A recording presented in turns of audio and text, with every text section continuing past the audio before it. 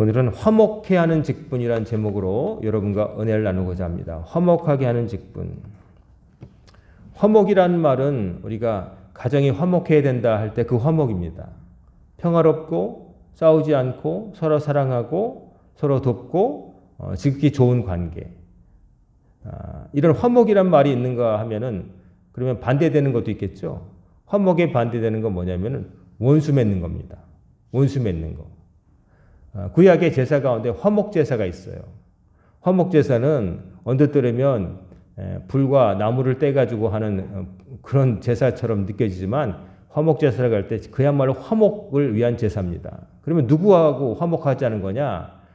하나님과 이스라엘 백성 사이가 화목하자는 겁니다. 그러니까 사람과 사람 사이에 수평적으로도 이웃과 가족들과 화목해야 되는데 그것보다 더 중요한 게 뭐냐면 먼저 이루어질 게 뭐냐면은 위에 계신 하나님과 나의 관계가 화목해야 된다는 거예요. 그래서 화목 제사를 드릴 때는 다른 거는 번제, 헌신의 의미로 드릴 때는 번제라고 해서 홀랑 다 태워버려서 제물에 요만큼도 사람들이 먹지도 못하고 손대지도 못하지만 그러나 이 화목 제사 같은 경우에는 하나님께 드릴 부분이 있고 또 삶은 고기는 제사에 참여한 가족들이 나누어 먹었어요. 제사장도 주고 가족들도 먹고. 그래서 화목한 자리, 정말 화기애애하고 그런 평화로운 그런 걸 추구하는 제사였던 거죠. 그만큼 중요했던 겁니다. 근데 하나님과의 관계가 인간이 화목하지 못하게 된 거예요. 언제부터요? 죄를 지으면서. 하나님의 말씀을 순종하지 않고 죄를 지음으로 인해서 하나님과의 관계가 단절돼 버린 거죠. 아담과 하와가 에덴 동산에서 하나님의 명령을 어기고 선악과를 따먹은 것, 하나님의 말씀을 믿지 않고 사탄의 말을 믿고 그 선악과를 따먹은 것부터가 바로 비극의 시작이었죠. 하나님과 인간 사이에 단절된 관계를 회복하려고 구약의 화목 제사를 드리고 제사장이 이제 짐승을 죽여 바치면서 화목 제사를 우리 이스라엘 백성이 드렸던 것이죠. 하지만 그렇게 제사만 잘 드린다고 해서 화목하게 되는 거 아니에요. 우리가 서로 원수가 된 사람들이 만나서 정말 화목하게 될 때 그냥 맛있는 식사 차려놓고 식탁에 앉으면 저절로 화목하게 되는 게 아니잖아요. 그렇죠? 한 자리에 만났다고 한 테이블에 앉았다고 마음이 열리고 화목하게 되는 거 아니잖아요. 마음이 서로를 향한 마음이 바뀌어야 되잖아요. 서로를 바라보는 시각이 바뀌어야 되잖아요. 그러니까 이스라엘 백성은 화목 제사라는 것을 통해서 하나님과의 관계를 화목하게 하고자 애썼다면 그 자체가 잘못된 건 아니지만 문제는 그것만으로는 안 된다는 거죠. 사실은 그 화목 제사를 드릴 때도 마음을 바쳐서 하나님과 관계를 회복하겠다는 마음이 있어야 되지만 이 사람들은 형식과 내용을 함께 같이 담아내지 못하는 경우가 많아요. 내용보다 흉내내기 쉬운 게 형식이죠. 마음은 그렇지 않아도 흉내는 낼 수 있잖아요. 상대편이 마음에 안 들어도 겉으로는 좋은 말을 건네면서 안녕하시냐고 입으신 옷이 훌륭하시다고 일도 그렇게 생각 안 해도 속으로는 어쩌면 옷을 골라도 저렇게 골라 이런 생각하더라도 입에서 나오는 것은 어떻게 말해요? 센스 있으시다. 사람이 이렇게 말할 수 있는 거예요. 그러니까 사람은 생각하고 말하고 다르게 하는 위선적인 동물인 거죠. 화목이라는 게 이렇게 쉽지 않습니다. 원수되었던 관계가 화목하게 된다는 거 쉽지 않습니다. 여러분들도 누군가의 마음과 이렇게 부닥쳐서 언짢게 됐을 때 참 그 관계를 회복하는 게 쉽지 않잖아요. 시간도 소모되고 내 감정도 소모되고 화목하지 못하고 껄끄러운 관계가 지속되면은 정말 누가 찌르는 것도 아닌데 계속 괴롭잖아요. 손에 박힌 가시처럼 계속 그게 볼 때마다 보지 않아도 생각만 하더라도 갑자기 막 혈압이 오르고 때로는 마음이 불편해지고 막 어디 가기조차 싫고 막 이렇게 되잖아요. 그래서 화목이라는 거는 깨지면 참 우리에게 고통스러운 겁니다. 사람과의 화목도 깨지면 힘든데 하물며 하나님과의 화목이 깨진다면 어떻게 되겠습니까? 하나님이 우리를 창조하셨고 우리가 숨쉬고 먹고 보고 만지고 살아가는 것 자체가 하나님 손에 달렸는데 그것을 주시는 하나님과의 관계가 틀어져 버렸다. 그러면 누가 손해죠? 우리가 손해인 거죠. 하나님도 마음 아파하시지만 그러나 실제적으로 정말 괴로운 것은 우리입니다. 하나님도 우리 사랑하시기 때문에 괴로워하시지만 우리가 갑이 아니죠. 우리가 을인 거죠. 하나님 없이 우리는 아무것도 지킬 수도 세울 수도 없는 거예요. 근데 사람들은 그런 줄 알고 하나님을 제외하고 내 손으로 뭘 하겠다. 내가 지키겠다. 내가 눈을 부릅뜨고 정신 차리면 가질 수 있다. 뭐 이러지만 그러나 그렇게 되는 게 아닌 거죠. 하나님이 허락하셔야 하나님과의 관계가 원만해야 다른 것들도 다 되는 것이죠. 단추를 꿰 때 첫 번째 단추를 잘못 끼게 되면은 어떻게 됩니까? 한 칸씩 다 밀려가지고 엉망이 되죠. 옛날에 그 컨닝하는 아이들 가운데 옆에 공부 잘하는 애 거를 컨닝하는데 잘못 컨닝해가지고 한 칸씩 밀렸어가지고 점수가 나빠진 애들도 있었다고 그러잖아요. 보긴 보는데 잘못 봐가지고 한 칸씩 밀려 쓴 거예요. 1번 답을 2번에 쓰고 하나씩 쭉 이렇게 밀려 쓰다 보니까 맞는 게 없는 거죠. 그런 것처럼 보다 중요한 것 하나가 잘못되면은 나머지 것들 소소한 것들은 같이 잘못되게 돼 있어요. 반대로 말하면 정말로 모든 것이 제대로 되기를 바란다면 정말로 중요한 것, 기본적인 것을 수정해야 돼요. 집이 흔들리고 기울어지는데 지붕만 떼운다고 되는 게 아니잖아요. 주춧돌을 바꿔야 되고 기둥을 바꿔야 지붕을 얻는 게 의미가 있는 거지. 기둥이 썩어가고 있고 흔들리는데 지붕만 멋지게 기아 얹어봤자 며칠 지나면 폭삭해서 기아장 다 깨지는 거가 마찬가지인 거죠. 여러분과 저에게 정말로 누구보다도 화목하게 지내야 될 분이 누구냐면은 하나님이신 거예요. 하나님이신 거예요.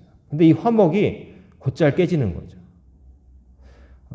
오늘 본문이 이제 고린도 후서잖아요. 바울이 기록자죠.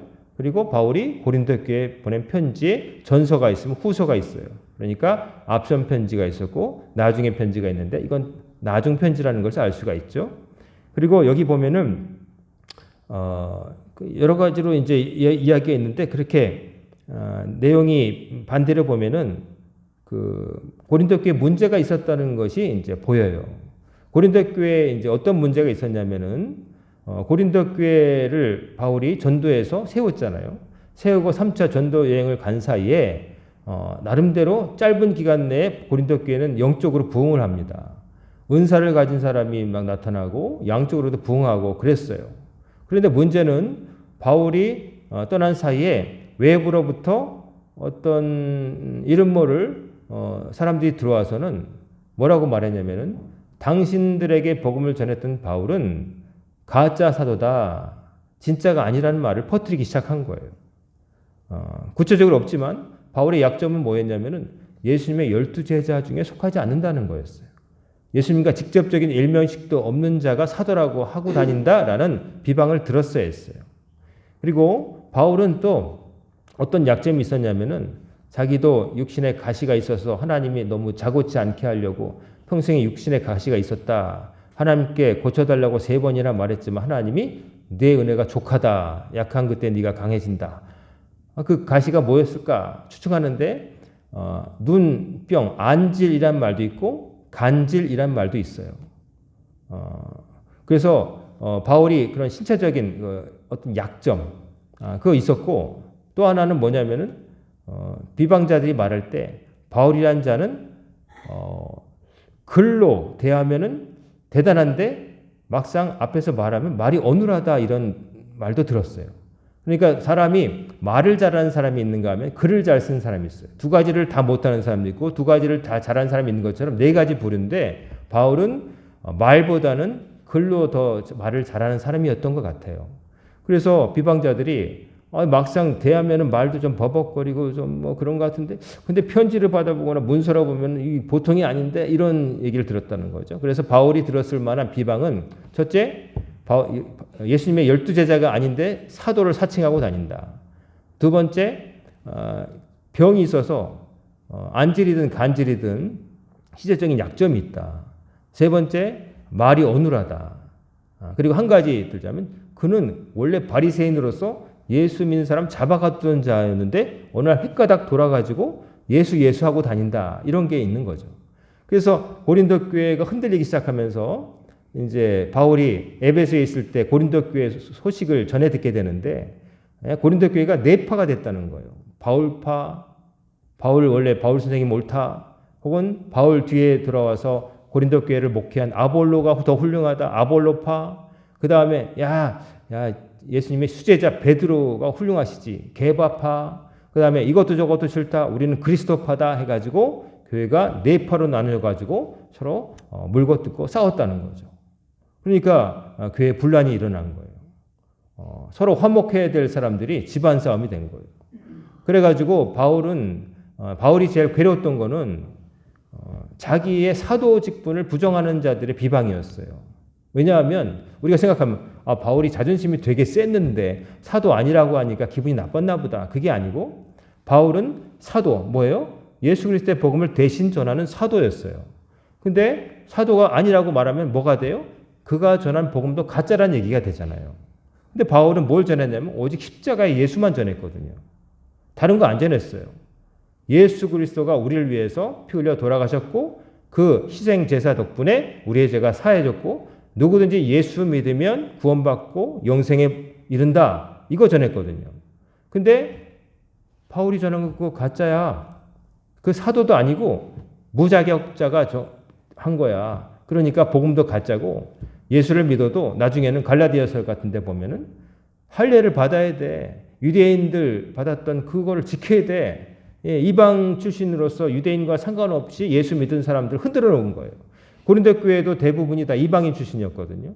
근데 그 사람들한테 와가지고 바울이 전한 거는 짝퉁이야, 가짜야. 그 사람은 사도도 아니고 말도 제대로 버벅거리고 그리고 또 뭐 여러 가지 약점이 있어. 그러니 우리가 전하는 게 진짜야라고 속닥거린 사람들이 있었는데 그 교회를 네 쪽에 나고 싸우게 한 거예요. 그리고 그 안에는 또 성도들끼리 이제 믿음 생활 해봤자 얼마 안 된 사람들이에요.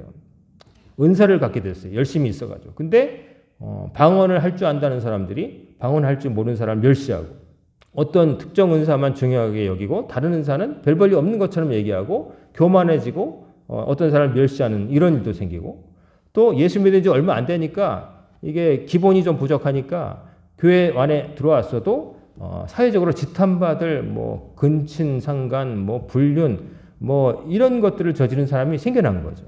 그러니까 복합적인 교회에 생길 수 있는 여러 가지 문제들, 종교적인, 교리적인 문제에서부터 윤리적인 문제에서부터 목회자의 신실성에 대한 문제에서부터 모든 것들이 다 한꺼번에 들이닥친 거예요.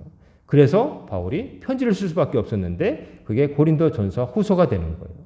그래서 오늘 본문을 보면은 바울이 자기들이 그냥 진짜 진심으로 복음을 전했다는 말을 여러 가지 말로 표현해요. 그래서 11절에 보면 우리는 주의 두려우심을 알므로 사람들을 권면하거니와 우리가 하나님 앞에 알려졌으니 또 너희 양심에도 알려지길 바라노라. 쉽게 말하면 당신들 하나님 우리는 일부 사람들이 말하는 것처럼 거짓된 사람이 아니고 하나님께서 보내신 사람이고 그대로 알려지길 바란다. 그리고 우리가 스스로 우리가 당신들에게 내세우고 천구하는 게 아니라 하나님께서 우리에게 보내셨다는 거예요. 그래서 여기 보면은 바울을 그 비방했을 사람들을 간접적으로 말하는데 뭐라고 하냐면은 마음으로 하지 않고 외모로 자랑하는 자들에게 대답하게 하려는 12절에 보면 마음으로 하지 않고 외모로 자랑하는 자들 이 자들은 뭐냐면은 자기들이 유대 땅 본토에서 온 사람들이고 바울보다 더 정통이다라고 말하는 이름 모를 그 떠돌이 이단자들을 말하는 거예요. 이들이 와서 교회를 흔드니까 그들에게 흔들리지 말라는 거죠. 그러면 13절에 우리가 만일 미쳤어도 하나님을 위한 것이요 정신 온전하여도 너희를 위한 것이니 여기서 알 수 있는 거는 그 밖으로부터 들어온 그 사람들이 바울을 더러 미쳤다고 했다는 것을 짐작할 수가 있어요. 바울은 온전한 사람이 아니다. 예수 믿는 사람 잡아가둔다고 하는 사람이 어느 날 다마스커스 가다가 획강 돌더니 돌아와가지고는 아라비아 갔다가 귀신처럼 또 살아 들어와가지고 예수 이러고 있으니 정신이 획가닥 간 사람이다. 어쩌면 간질하는 걸 봤을 수 있죠. 간질 발작을 하는 거 뇌전증 증상을 봤을 테니까. 그러니까 미쳤다고 하니까 우리가 만약에 미쳤어도 하나님 위한 것이다. 이렇게 되받아치고 있습니다. 우리가 미친 것 같아도 실성했다는 게 아니라 하나님의 복음을 전하기 위한 사명감으로 내가 올인했다는 거예요. 우리도 내가 뭐에 미쳤어? 그건 무슨 뜻이에요? 거기에 아주 몰두한다는 걸 그렇게 표현하죠. 그러니까 우리가 미친 것처럼 보여도 우리가 실성했다는 게 아니라 하나님의 사명감으로 불타오르는 거고, 만약에 온전하다 할지라도 온전하다면 그들의 말처럼 우리가 미친 게 아니라면 당신들을 위해서 우리가 온전한 마음으로 마음을 다해서 복음을 전했다는 말을 하고 있는 거예요. 그리고 그리스도의 사랑이 우리를 강권하시는도다. 14절에. 우리가 이렇게 여기까지 고린도까지 가서 복음을 전하고 지금도 말하는 거는 그리스도의 사랑이 우리를 움직이시는 거지, 우리가 어떤 인간적인 생각으로 우리가 미쳐서 이런 게 아니라는 말을 변호하고 있는 거예요. 그리고 중요한 말을 하는데, 우리가 생각하건대 한 사람이 모든 사람을 대신하여 죽었으니 모든 사람이 죽은 것이라. 여기 모든 사람을 대신하여 죽은 한 사람이 누굴까요? 바로 바울이 그토록 전하고자 했던 예수님을 말하는 거예요. 모든 사람을 위해서 대신 죽으신 그 한 분, 바로 예수님. 예수님을 지금 얘기하려고 하는 거예요.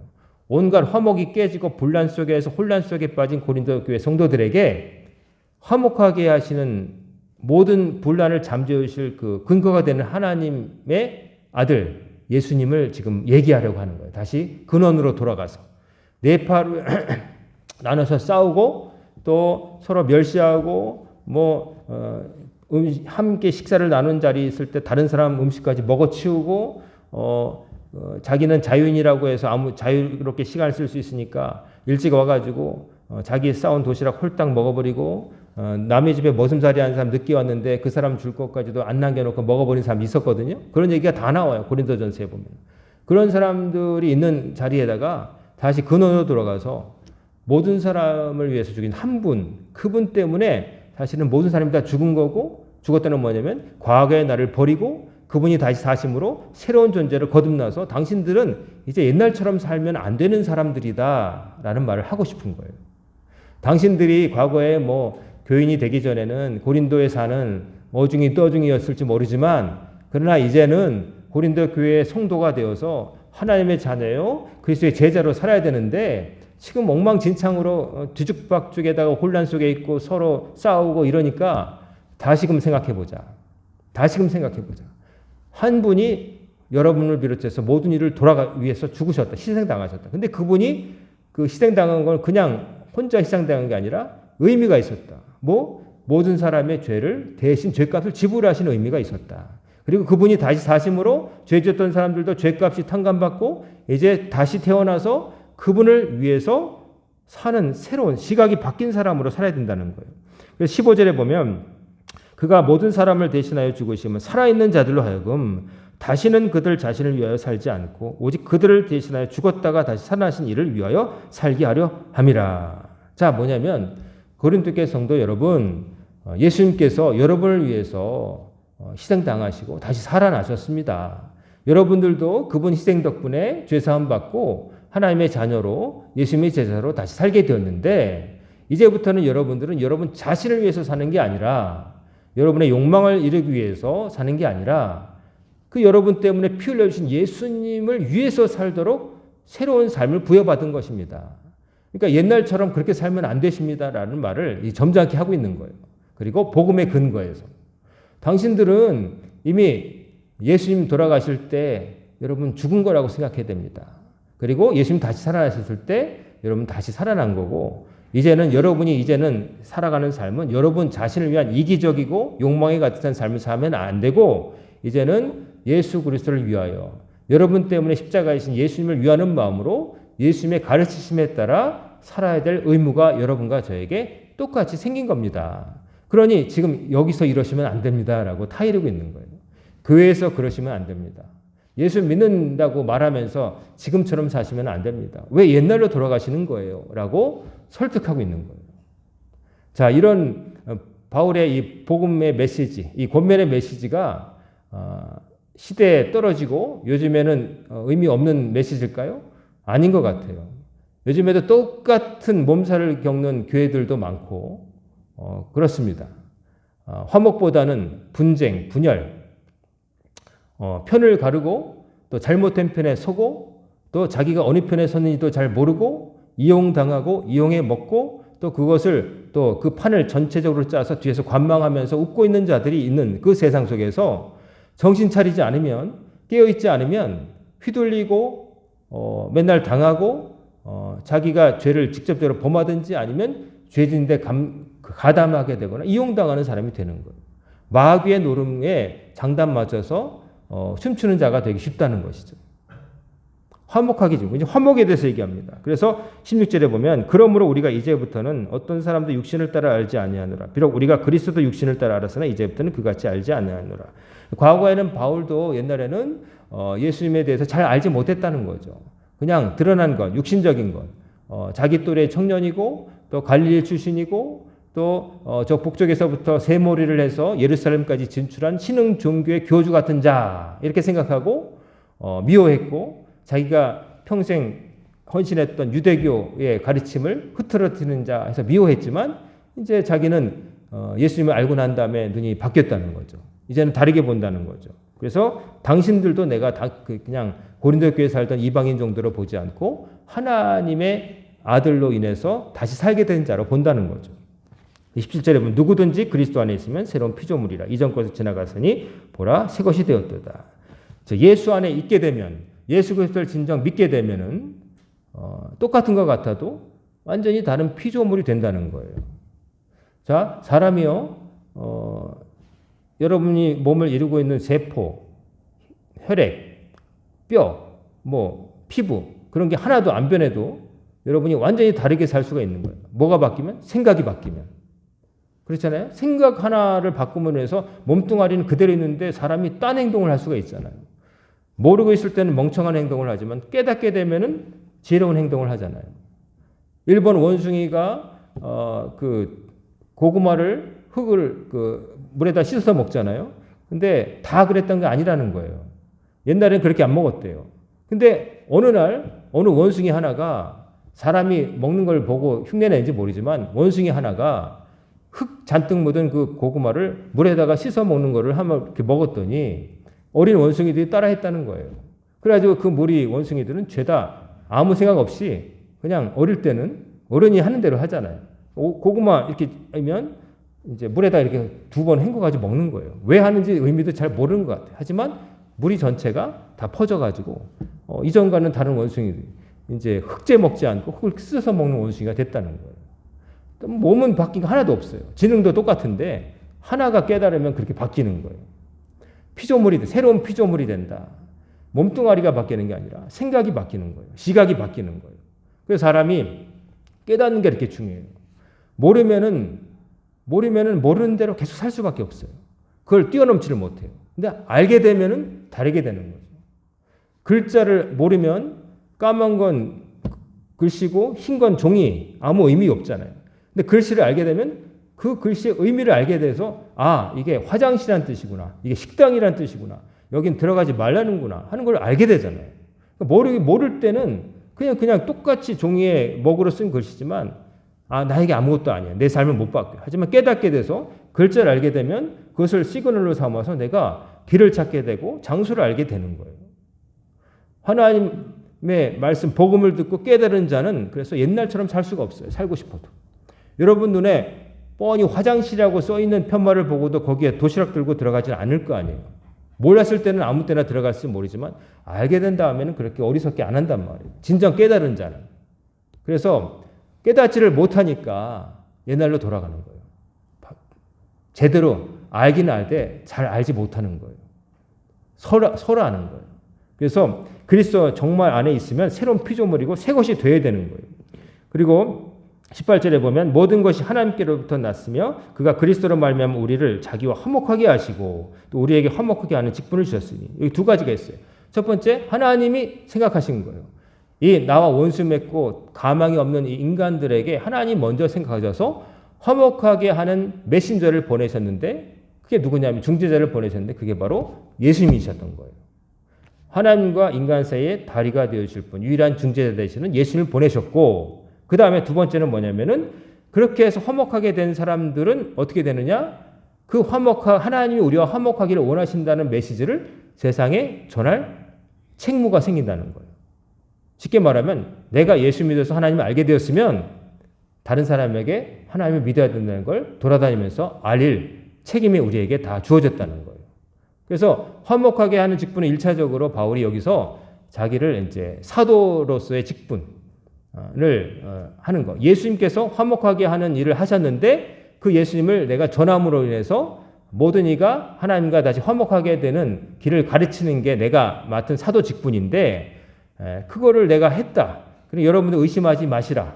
그리고 더 나아가서 여러분들도 그 메시지를 받았으니 세상에 나가서 다른 사람들도 예수를 믿어서 하나님과 화목하게 되는 관계를 맺도록 다리 역할을 해줄 책임이 우리 모두에게 있다. 우리가 그 일을 해야 될 사람인데 우리끼리 집안 싸움 하고 있으면 되느냐, 그런 얘기를 하고 있는 거예요. 무슨 말씀인지 아시겠죠? 교회가 교회답지 못하고 성도가 성도답지 못하고 바울로부터 들었던 메시지를 이해하지 못하고 혼란에 빠졌을 때 바울은 근본으로 돌아가서 예수님이 누구신지, 하나님이 예수님을 왜 보내셨는지, 그리고 예수님이 우리에게 무슨 사명을 주셨는지를 여기서 이렇게 얘기하고 있는 거예요. 자, 화목하게 되는 직분, 화목하게 하는 직분을 주셨다. 여기 보면 20절에 보면 그러므로 우리가 그리스도를 대신하여 사신이 되어 하나님이 우리를 통하여 너희를 권면하신 것 같이 그리스도를 대신하여 간청하노니 너희는 하나님과 화목하라. 자, 딱 오늘 화목하게 하는 직분, 하나님과 먼저 화목해야 돼요. 내가 하나님과 관계가 제대로 맺혀지지 않은 상태에서 무슨 화목하게 하는 직분을 감당할 수 있겠어요? 다른 사람에게 하나님과 잘 지내야 된다고 어떻게 말할 수 있겠어요? 내가 화목하지 못한데. 하나님께 기도하지도 않고 하나님 명령을 순종하지도 않고 하나님께서 명하신 바를 행하지도 않고 마음을 바꾸지도 않고 옛날처럼 그냥 예수 믿기 전하고 똑같이 살면서 어떻게 하나님과 화목했다고 말할 수 있어요? 그리고 화목하라고 누구에게 권면할 수 있겠어요? 그건 말도 안 되죠. 그러므로 다시금 되돌이켜 보자면 화목하게 하는 직분을 감당하려면 하나님과 우리가 먼저 화목해야 돼요. 한 사람 한 사람이. 하나님과 화목하게 되려면 예수님을 통해서 화목하게 되는 거예요. 예수님을 통해서라고 하는 건 뭐냐면 예수님의 가르침이 내 삶의 일부가 되어 있어야 돼요.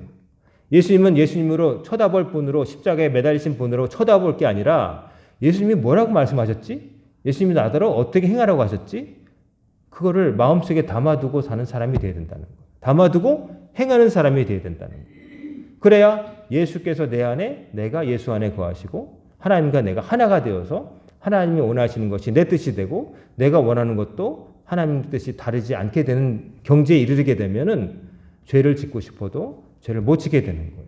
하나님 뜻이 아니라는 걸 아니까. 이거를 바울이 말하는 겁니다.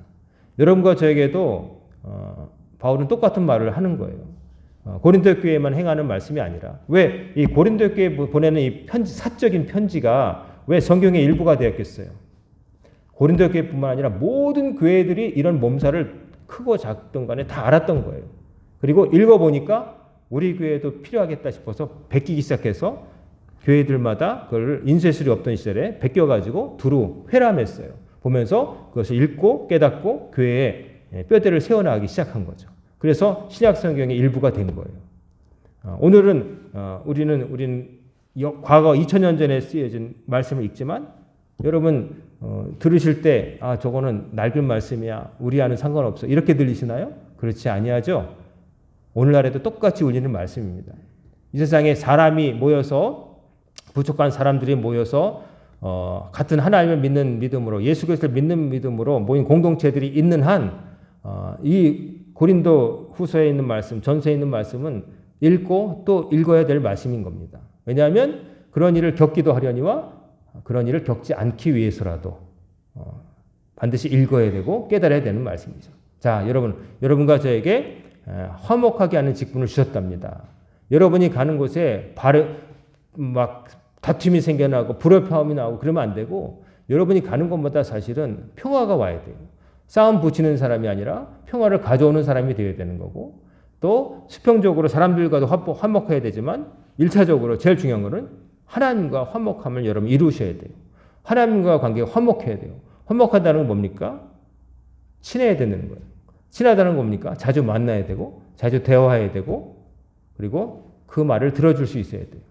근데 그렇지 않으면 소원한 관계, 침묵하지 않은 거예요. 더 나아가서 원수까지 될 수 있는 거예요.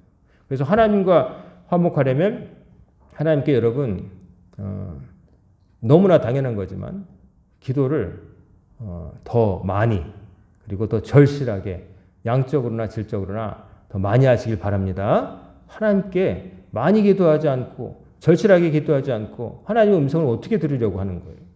안 될 거 아니겠어요? 그리고 또 하나님의 말씀을 여러분 듣기만 하고 행하지 않는 자가 아니라 듣고 기억하고 행하시기를 간절히 소망합니다. 듣고 행해야 내 삶에 변화가 있는 거지. 그런 거 나 알아. 그런 말씀 어디 있어? 이러자고 사는 거 아니잖아요. 그 말씀을 하나라도 행해야 되는 거잖아요. 그래서 기도하고 말씀을 더 마음에 새기고 실천하시는 여러분 되시고, 또 여러분 하나님과의 관계 화목하려면 하나님의 말씀을 순종해야 됩니다.